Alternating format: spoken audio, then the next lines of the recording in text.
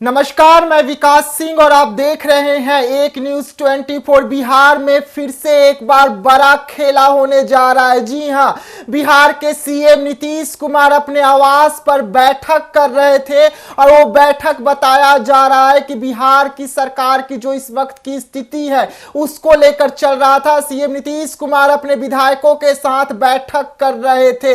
वैसे में बैठक की जैसे ही जानकारी बीजेपी को मिलती है, बिहार के डिप्टी सीएम सम्राट चौधरी दौरे दौरे सीएम आवास पहुंचते हैं। आखिरकार किस लिए सीएम नीतीश कुमार बड़ी बैठक बुला लिए हैं? क्या मामला फिर से फंसने जा रहा है क्या बिहार सरकार का? क्योंकि जिस तरीके से बिहार के पूर्व डिप्टी सीएम तेजस्वी यादव ने कहा था कि खेला अभी बाकी है, खेला तो अब शुरू हुआ है, इंतजार कीजिए 5 फरवरी का। तो 5 फरवरी से पहले यह बैठक हो रहा था, लेकिन बैठक होने के दौरान ही बिहार के डिप्टी सीएम सम्राट चौधरी पहुंचते हैं। सम्राट चौधरी अपने कुछ विधायकों के साथ पहुंचते हैं। अब इसी मुद्दे पर हमारे साथ ज्यादा जानकारी के साथ फोन लाइन पे सदन जी जुड़े हुए हैं। सदन जी, सीएम नीतीश कुमार का ये बैठक बहुत खास है उस समय जब बिहार में फिर से बताया जा रहा है कि बड़ा खेला होने वाला है। किस कारण से ये बैठक बुलाया गया था?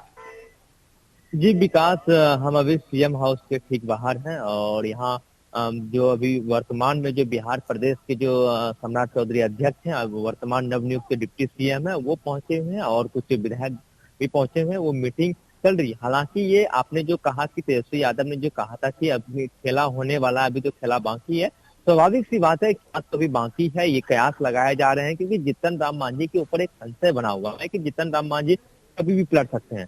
तो इसी की वजह से उन्हें 4 दिन जो पहले जब मंत्री जब शपथ हो रहे थे, नीतीश कुमार जब शपथ ले रहे थे, तो उसमें उनको संतोष सुमन को भी उसमें शपथ दिलाया गया था।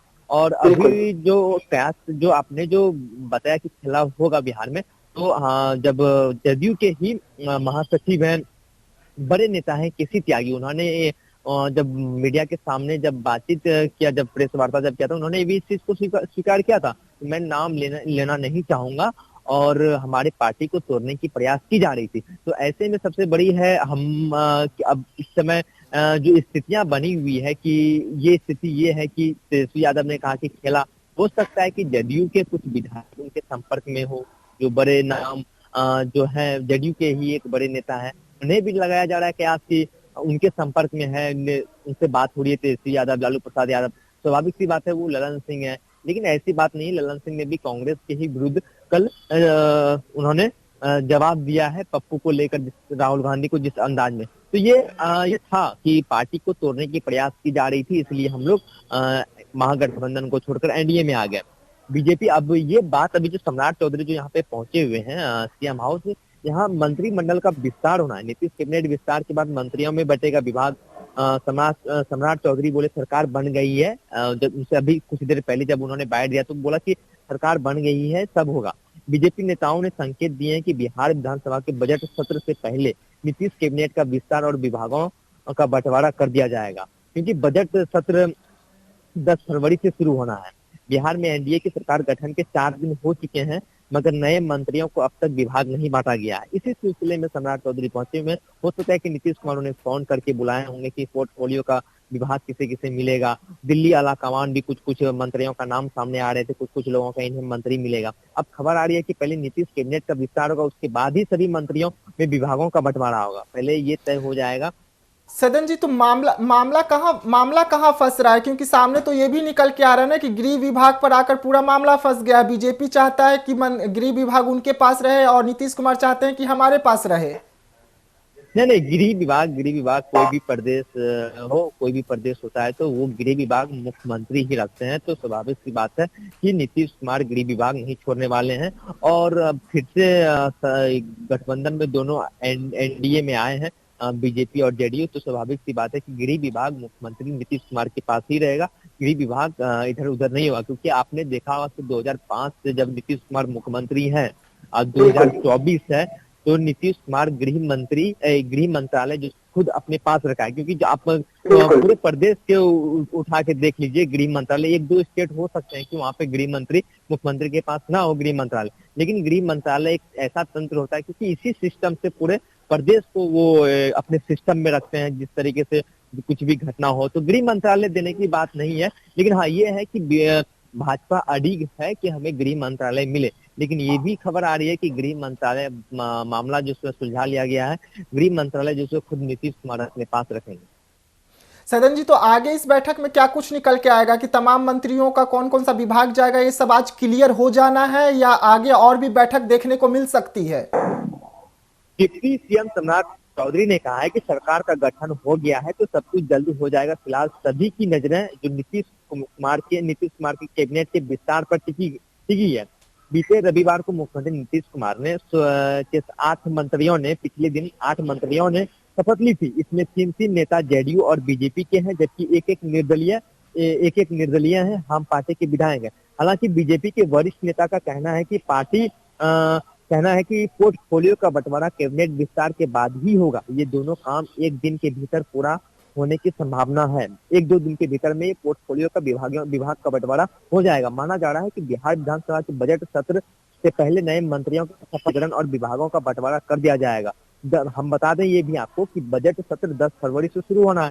तो यानी आज जो है मुझे लगता है कि आज सम्राट चौधरी लिस्ट लेके आए होंगे कि ये नाम है। हम जब भाजपा के वरिष्ठ नेता के पास बैठे हुए थे तो मंत्रियों का भी शॉर्ट लिस्ट हो रहा था। दिल्ली की जो टीम है वो लगी हुई थी मंत्रियों का, जो कौन कौन मंत्री बनेंगे। 3-4 दिन में विभागों का बंटवारा करने का चूक नहीं है, क्योंकि कैबिनेट विस्तार के बाद फिर से यह काम करना होगा।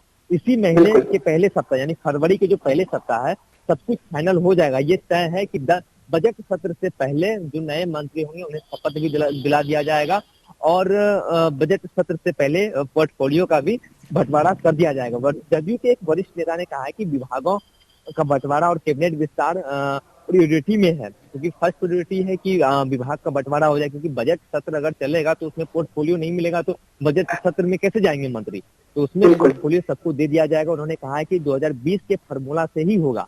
सबसे बड़ी बात है कि 2020 का जो फार्मूला था, जब 2020 में 43 मात्र विधायक जेडीयू का चुनाव जीत कर आए थे, विधानसभा पहुंचे थे, और जिसमें कि सबसे 75 या 76 विधायक भारतीय जनता पार्टी के थे, तो मुख्यमंत्री बनने का नीतीश कुमार को ही न्योता दिया था। तो नीतीश कुमार ने जो 2020 में जो पोर्टफोलियो का जो विस्तार हुआ था, जेडीयू के जो बड़े नेता हैं कि उसी के तर्ज पे पोर्टफोलियो का विस्तार होगा। हो सकता है कि भारतीय जनता पार्टी की तरफ से कुछ नए चेहरा आए, लेकिन जेडीयू की तरफ से जो चेहरा है, जो मंत्री थे पहले राजद और जेडीयू की सरकार में, तो वो मंत्री हो सकते हैं, लेकिन भारतीय जनता पार्टी की तरफ से कुछ नए चेहरा हो सकते हैं, क्योंकि कयास लगाए ये जा रहे थे कि अब सुशील मोदी की वापसी होगी, पुराने ट्रैक पे ही नीतीश कुमार चलेंगे, फिर से नीतीश कुमार और सुशील कुमार मोदी डिप्टी सीएम सुशील कुमार मोदी बनेंगे, लेकिन वो भी बातें फेल हो चुकी। अब फिर लगाया कि रेणु देवी और तारकेश्वर प्रसाद बिहार के जो डिप्टी सीएम थे पहले 2020 में, वो बनेंगे, लेकिन उसके विरुद्ध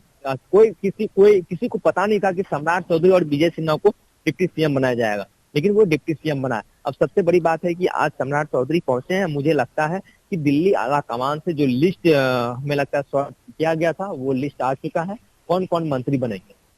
जी बहुत बहुत धन्यवाद सदन जी, अहम जानकारी देने के लिए। तो हम आपको बता दें कि बैठक चल रही है नीतीश कुमार के आवास पे, जिसमें बिहार के डिप्टी सीएम सम्राट चौधरी पहुंचते हैं और बताया जा रहा है कि सम्राट चौधरी लिस्ट लेकर सीएम नीतीश कुमार के पास पहुंचे हैं। जिस तरीके से आला कमान ने सम्राट चौधरी को बीजेपी के नेताओं की लिस्ट भेजी है कि किन्हें मंत्री बनाना है, वो लिस्ट लेकर सम्राट चौधरी जो है वो इस वक्त सीएम नीतीश कुमार के पास पहुंचे हैं। तमाम पर बात हो रही है, क्योंकि 10 फरवरी से विधानसभा का जो सत्र है वो शुरू हो जाएगा। ऐसे में अब तक मंत्रियों का जो आवंटन किया गया है विभागों का, वो नहीं हो पाया है, उसे जल्द से जल्द कर लेना है। और यही कारण है कि आज ये बड़ी बैठक बिहार में देखने को मिल रही है, जो सीएम हाउस पर ये बैठक चल रही है, जहां पर बिहार के डिप्टी सीएम सम्राट चौधरी भी पहुंचे हुए हैं। तो ऐसे तमाम खबरों के लिए बने रहिएगा आप एक न्यूज़ 24 के साथ। दीजिएगा इजाजत, धन्यवाद।